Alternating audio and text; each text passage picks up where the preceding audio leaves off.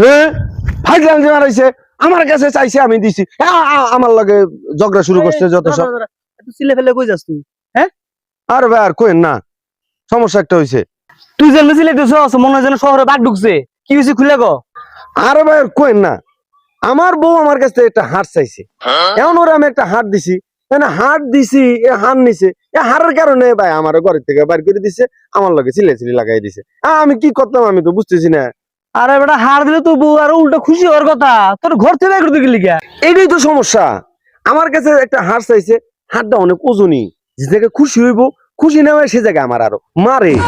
আচ্ছা ভাই, এটা থেকে বাঁচার উপায়টা কি?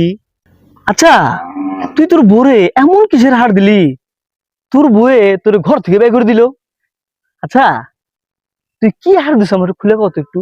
কি এমন হার বলতে ভাই, এই যে কুরবানি দিছে না, কুরবানি, এই কুরবানি দেওয়ার সময় বাড়ির পাশে দিয়ে হাইটা যেতেছে, এক বাড়ির পাশ দিয়ে যাতে দেখি কি ভাই রানের গোস্তর একটা হাড্ডি পড়ে রয়েছে, তো ও তো আমার কাছে হারই চাইছে।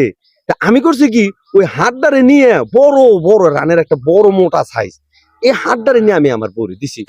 এই হাড়টা ভাই এসে খুশি না হয়ে উল্টা আমার আর মারে। তুই এই কেমনি করছস তুই? আমি তো মনে করছি তুই তোর বউরে আরো স্বর্ণের হার দিছস।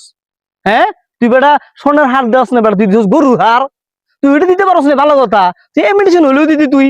আরে বেটা তোর যে ঘর থেকে এগুলো কমই করছে, তোর বেটা মায়ের বেটা লাশ বানানোর দরকার ছিল বেটা তোর জানোস।